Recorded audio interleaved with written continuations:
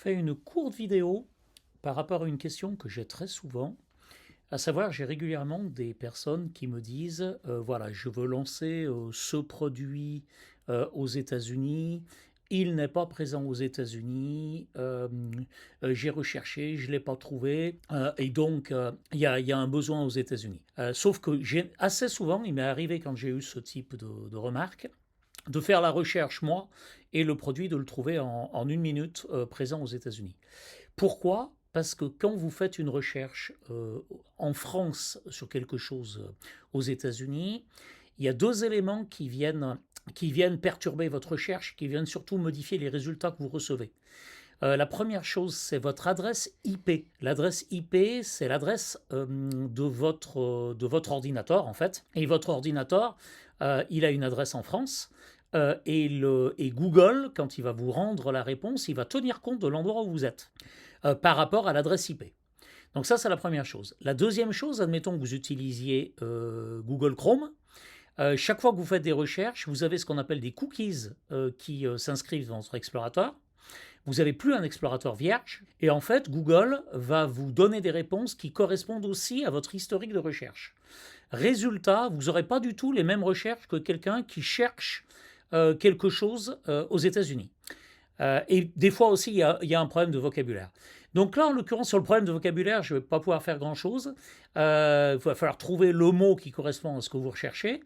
Par contre, vous pouvez modifier votre adresse IP et vous pouvez aussi utiliser un explorateur avec zéro historique. Et pour ça, je vais vous montrer deux outils. Alors le premier outil, c'est NordVPN.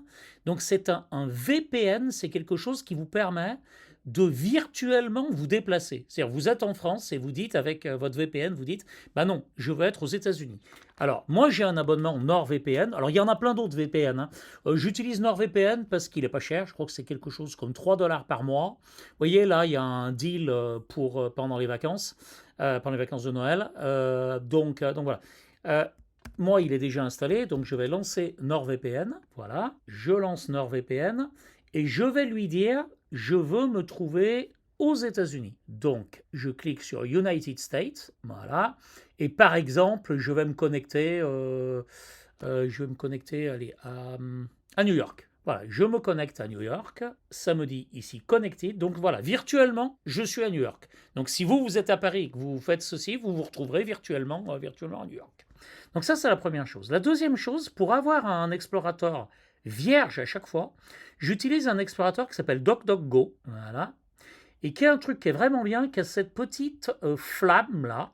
Quand vous cliquez là-dessus, vous cliquez sur Clear et ça efface tout l'historique. Ça efface absolument tout l'historique. Et donc là, par exemple, si je cherche CB500F exhaust, c'est ce que je suis en train de chercher. Je vais changer le pot d'échappement sur une moto que j'ai. Voilà.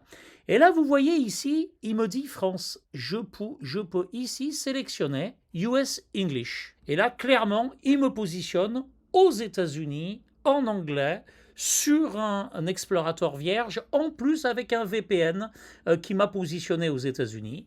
Et là, voilà, j'ai les résultats pour acheter, par exemple, chez Revzia, qui est un gros site de pièces détachées de moto. Il va pouvoir m'envoyer pour voir si je trouve voilà, des pots d'échappement pour une 500 CBF. Donc ça, c'est d'actualité chez nous. Voilà, c'est juste pour vous montrer que si vous cherchez à partir de la France sur un explorateur qui a un historique, bah malheureusement, vous n'aurez pas les bons résultats et vous pourrez peut-être vous dire ah bah non, ça, on ne le trouve pas aux États-Unis, alors qu'en fait, on le trouve parfaitement. Et ça m'est arrivé un certain nombre de fois. Voilà. Bonne fête de Noël. À très bientôt.